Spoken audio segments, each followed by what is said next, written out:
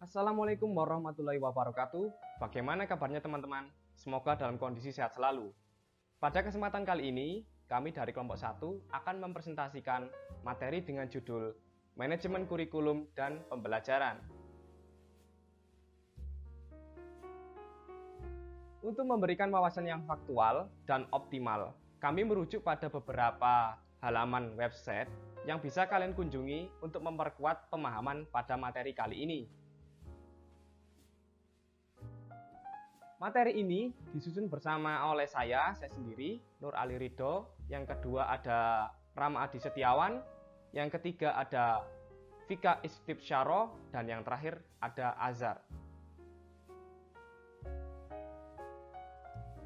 Tujuan materi kali ini adalah agar teman-teman yang pertama mengetahui pengertian dari manajemen kurikulum. Yang kedua mengetahui prinsip-prinsip dan fungsi dari manajemen kurikulum. Yang ketiga, mengetahui ruang lingkup manajemen kurikulum. Dan yang terakhir, mengetahui bagaimana mengelola kurikulum dari komponen-komponennya. Nah, sehingga nantinya informasi ini dapat bermanfaat dan berguna bagi teman-teman. Pembahasan materi kami meliputi yang pertama, definisi manajemen kurikulum dan pembelajaran. Yang kedua, prinsip dan fungsi manajemen kurikulum.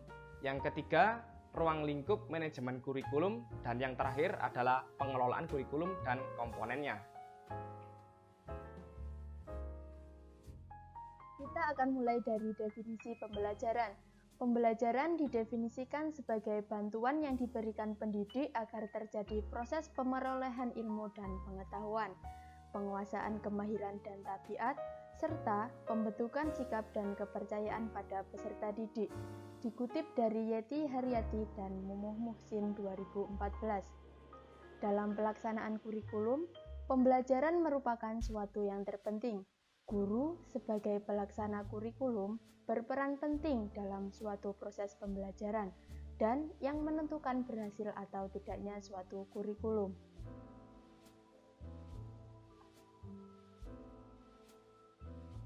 Selanjutnya adalah definisi dari kurikulum. Kurikulum adalah suatu program pendidikan bagi siswa yang dirancang dan diaplikasikan oleh lembaga pendidikan. Dikutip dari Hamalik 2012. Untuk mempermudah pemahaman teman-teman, kita coba gali pengertian sederhana dari kurikulum. Bahwa yang disebut kurikulum adalah jadwal pelajaran. Jadi kita masuk pelajaran A di hari Senin dan pelajaran B di hari Selasa adalah bentuk sederhana untuk menjelaskan kurikulum. Lalu kita akan perlebar kembali bahwa kurikulum adalah jadwal pelajaran atau semua pelajaran baik teori maupun praktek yang diberikan kepada siswa selama mengikuti suatu proses pendidikan tertentu. Pengertian ini sudah lebih menjabarkan bahwa materi atau pelajaran diberikan dalam proses atau waktu tertentu, sehingga setelah proses selesai, maka peserta didik dapat mengaplikasikan atau memanfaatkan ilmu yang sudah didapat. Dan kita perlebar kembali, sehingga arti kurikulum adalah seperangkat rencana dan pengaturan mengenai tujuan, isi, dan bahan pelajaran serta cara yang digunakan sebagai pedoman penyelenggaraan kegiatan pembelajaran untuk mencapai tujuan meliputi tujuan-tujuan pendidikan nasional serta kesesuaian dengan kekhasan, kondisi dan potensi daerah, satuan pendidikan dan peserta didik. Setelah memahami definisi dari pembelajaran dan kurikulum, kita lanjut pada definisi manajemen kurikulum.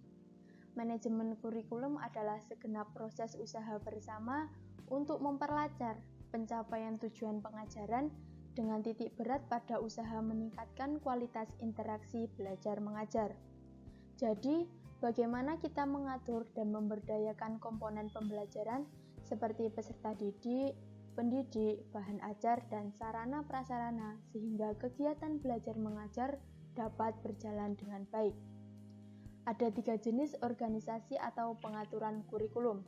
Yang pertama, kurikulum terpisah atau separated subject kurikulum, yang artinya setiap bidang studi diajarkan secara terpisah, seperti kimia, fisika, sejarah, dan lain-lain.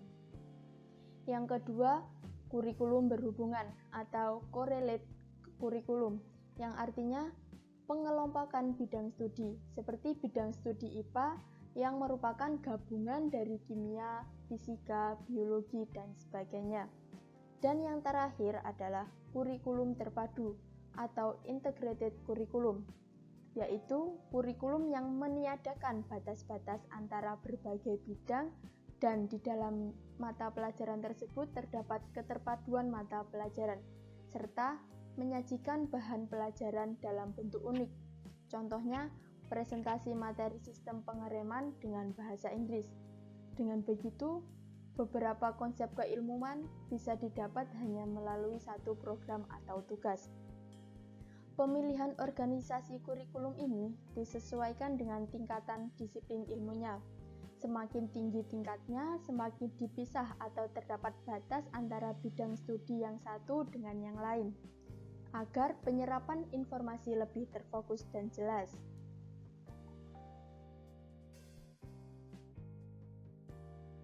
Oke, selanjutnya kita akan membahas prinsip yang harus diperhatikan dalam melaksanakan manajemen kurikulum. Yang pertama adalah produktivitas. Hasil yang akan diperoleh dalam kegiatan kurikulum merupakan aspek yang harus dipertimbangkan dalam manajemen kurikulum. Pertimbangan bagaimana agar peserta didik dapat mencapai hasil belajar sesuai dengan tujuan kurikulum harus menjadi sasaran dalam manajemen kurikulum. Yang selanjutnya adalah demokratis. Pelaksanaan manajemen kurikulum harus berasaskan pada demokrasi yang menempatkan pengelola, pelaksana, dan subjek didik pada posisi yang seharusnya dalam melaksanakan tugas dengan penuh tanggung jawab untuk mencapai tujuan kurikulum. Yang ketiga adalah kooperatif. Untuk memperoleh hasil yang diharapkan, dalam kegiatan manajemen kurikulum perlu adanya kerjasama yang positif dari berbagai pihak yang terlibat. Selanjutnya adalah efektivitas dan efisiensi. Rangkaian kegiatan manajemen kurikulum harus mempertimbangkan efektivitas dan efisiensi untuk mencapai tujuan kurikulum, sehingga kegiatan manajemen kurikulum tersebut memberikan hasil yang berguna dengan biaya, tenaga, dan waktu yang relatif singkat. Yang terakhir adalah mengarahkan visi, misi, dan tujuan yang ditetapkan dalam kurikulum. Proses manajemen kurikulum harus dapat memperkuat dan mengarahkan visi, misi, dan tujuan kurikulum. Dalam proses pendidikan, perlu dilaksanakan manajemen kurikulum yang memberikan hasil kurikulum yang efektif, efisien, dan optimal dalam memberdayakan berbagai sumber daya maupun komponen kurikulum. Tujuan dari manajemen kurikulum itu sendiri adalah yang pertama meningkatkan efisiensi pemahaman sumber daya kurikulum karena pemberdayaan sumber dan komponen kurikulum dapat dilakukan dengan pengelolaan yang terencana.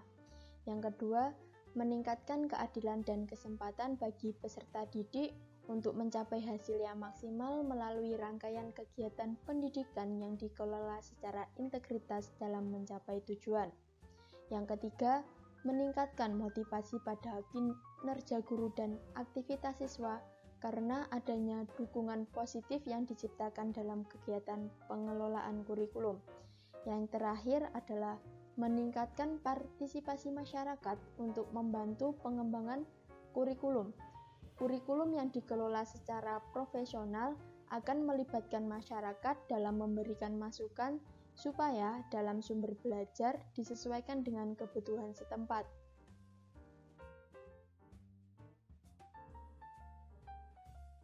Pada bab ini, kita akan membahas mengenai ruang lingkup manajemen kurikulum.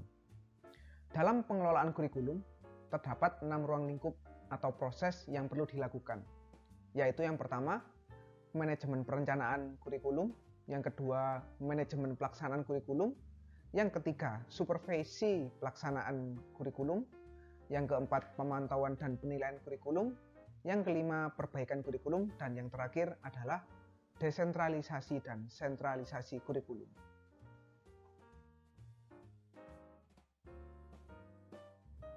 Yang pertama adalah perencanaan kurikulum. Kegiatan inti pada perencanaan adalah merumuskan isi kurikulum yang memuat seluruh materi dan kegiatan yang dalam bidang pengajaran, mata pelajaran, masalah-masalah, proyek-proyek yang perlu dikerjakan. Perencanaan kurikulum dijadikan sebagai pedoman yang berisi petunjuk tentang jenis dan sumber peserta yang diperlukan, media penyampaian, tindakan yang perlu dilakukan, sumber biaya, tenaga, sarana yang diperlukan, sistem kontrol, dan evaluasi untuk mencapai tujuan organisasi. Dengan perencanaan akan memberikan motivasi pada pelaksanaan sistem pendidikan sehingga dapat mencapai hasil yang optimal. 5 hal yang mempengaruhi perencanaan dan pembuatan keputusan. Yang pertama, filosofis atau mengenai isu-isu pengetahuan yang bermakna. Yang kedua, konten atau materi. Yang ketiga, ada manajemen pembelajaran atau pengelolaan dalam proses pembelajaran. Lalu ada pelatihan guru atau kompetensi yang dimiliki pendidik dan sistem pembelajaran yang akan digunakan. Yang kedua adalah pelaksanaan. Pelaksanaan kurikulum berkenaan dengan semua tindakan yang berhubungan dengan perincian dan pembagian semua tugas yang memungkinkan terlaksana. Pengelolaan pelaksanaan kurikulum bertujuan supaya kurikulum dapat terlaksana dengan baik. Dalam hal ini, manajemen bertugas menyediakan fasilitas, material, personal, dan kondisi-kondisi supaya kurikulum dapat terlaksana. Kita dapat membagi 2 pelaksanaan kurikulum. Yang pertama, pelaksanaan kurikulum tingkat sekolah, yang dalam hal ini langsung ditangani oleh kepala sekolah. Selain bertanggung jawab supaya kurikulum dapat terlaksana, di sekolah dia juga berkewajiban melakukan kegiatan-kegiatan, yakni menyusun kalender akademik yang akan berlangsung di sekolah dengan 1 tahun, menyusun jadwal pelajaran dalam 1 minggu, pengaturan tugas dan kewajiban guru, dan lain-lain yang berkaitan tentang usaha untuk pencapaian tujuan kurikulum. Yang kedua, pelaksanaan kurikulum tingkat kelas, yang dalam hal ini dibagi dan ditugaskan langsung kepada para guru.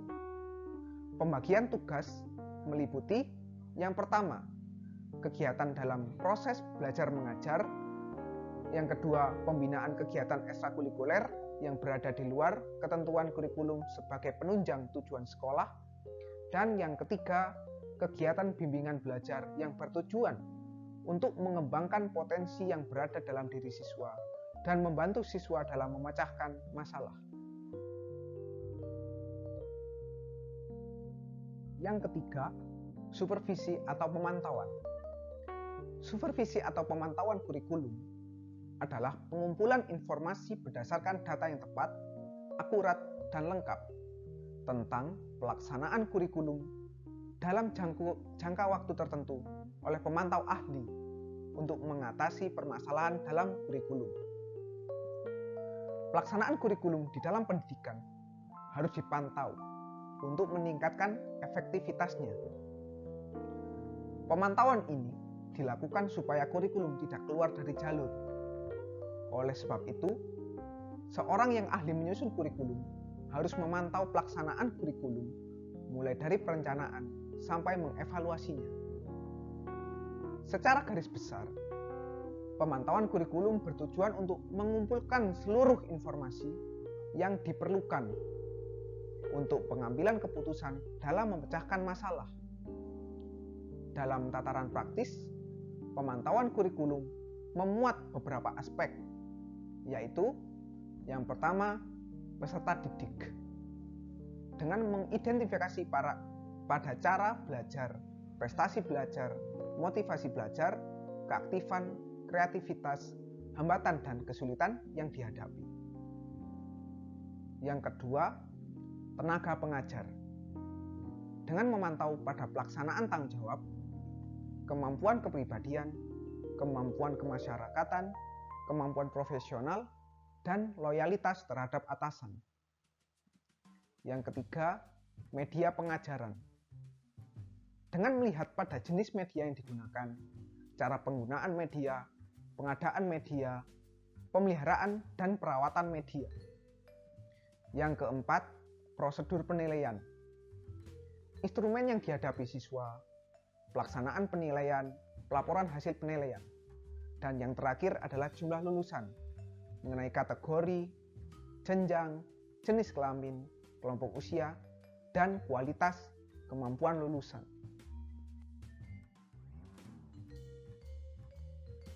Yang keempat adalah penilaian dan evaluasi.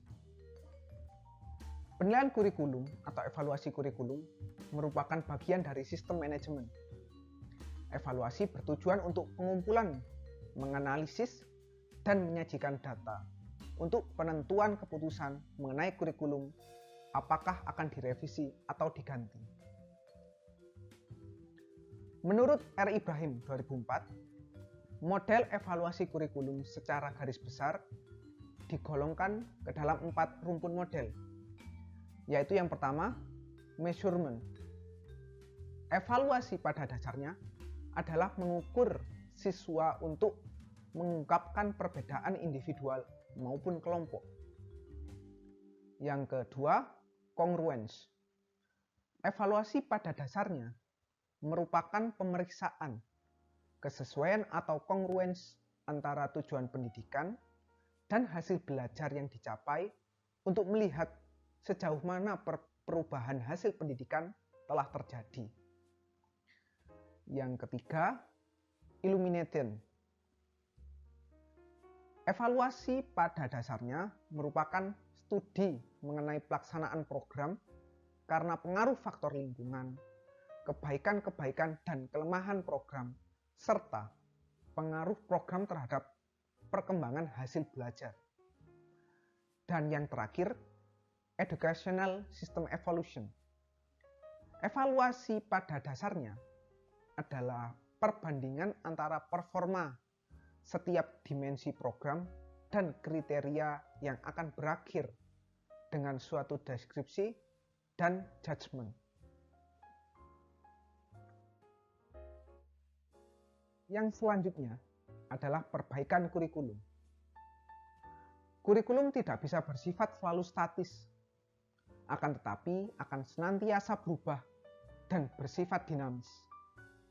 Hal ini dikarenakan kurikulum itu sangat dipengaruhi oleh perubahan lingkungan yang menuntutnya untuk melakukan penyesuaian supaya dapat memenuhi permintaan. Permintaan itu baik dikarenakan adanya kebutuhan dari siswa dan kebutuhan masyarakat yang selalu mengalami perkembangan dan pertumbuhan terus-menerus. Perbaikan kurikulum intinya adalah untuk meningkatkan kualitas pendidikan yang dapat disoroti dari 2 aspek, yaitu proses dan produk.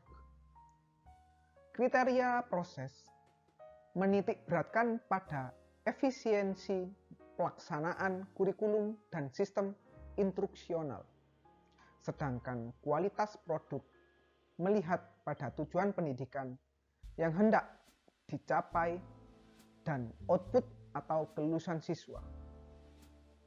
Berkaitan dengan prosedur perbaikan, seluruh komponen sumber daya manusiawi seperti administrator, pemilik sekolah, kepala sekolah, guru-guru, siswa, serta masyarakat sangat berperan besar. Tanggung jawab masing-masing harus dirumuskan secara jelas. Selain itu, aspek evaluasi juga harus dikaji sejak awal. Perencanaan program perbaikan kurikulum dengan evaluasi yang tepat dan data informasi yang akurat akan sangat diperlukan dalam membuat keputusan kurikulum dan instruksional.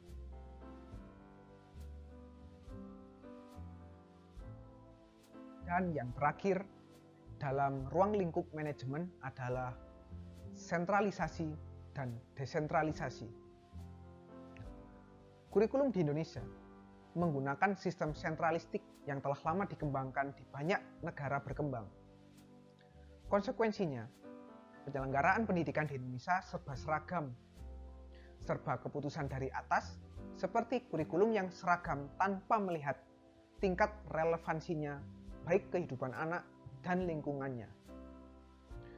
Adapun kelebihan sentralisasi, yang pertama, keseragaman manajemen sejak dalam aspek perencanaan, pengelolaan, evaluasi, hingga model pengembangan sekolah dan pembelajaran. Lalu perencanaan dan pengembangan organisasi lebih terintegrasi atau berhubungan. Namun memiliki kelemahan, yaitu melemahnya kebudayaan daerah karena hanya mengacu pada negara barat yang maju, kualitas manusia yang robotik tanpa inisiatif dan kreativitas, serta melahirkan suatu sistem yang otoriter. Beberapa alasan yang mendasari perlunya desentralisasi adalah dengan kelebihannya, yaitu dapat melahirkan sosok manusia yang memiliki kebebasan berpikir, mampu memecahkan masalah secara mandiri, bekerja dan hidup dalam kelompok kreatif, penuh inisiatif, dan empati. Namun, dalam rangka perpindahan sentralisasi menjadi desentralisasi, banyak ditemui kesulitan, seperti sulit dikontrol oleh pemerintah pusat, masa transisi dari sistem sentralisasi ke desentralisasi, memungkinkan terjadinya perubahan secara gradual dan tidak memadai, serta jadwal pelaksanaan yang tergesa-gesa.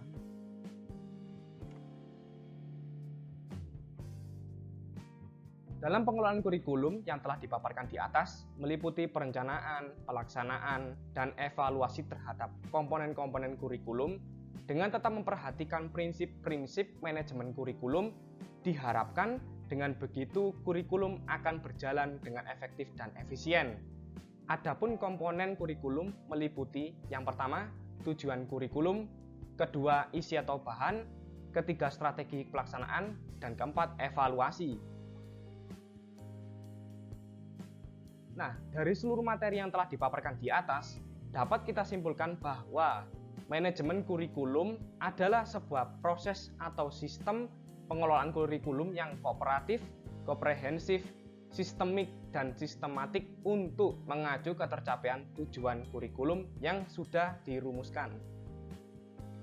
Nah, fungsi manajemen kurikulum adalah untuk meningkatkan efisiensi pemanfaatan sumber daya kurikulum, meningkatkan keadilan dan kesempatan bagi peserta didik untuk mencapai hasil yang maksimal melalui rangkaian kegiatan pendidikan yang dikelola secara integritas dalam mencapai tujuan, meningkatkan motivasi pada kinerja guru dan aktivitas siswa karena adanya dukungan positif yang diciptakan dalam kegiatan pengelolaan kurikulum, serta meningkatkan partisipasi masyarakat untuk membantu pengembangan kurikulum. Kurikulum yang dikelola secara profesional akan melibatkan masyarakat dalam memberi masukan supaya dalam sumber belajar disesuaikan dengan kebutuhan setempat. Baik, terima kasih telah menyimak video presentasi kami.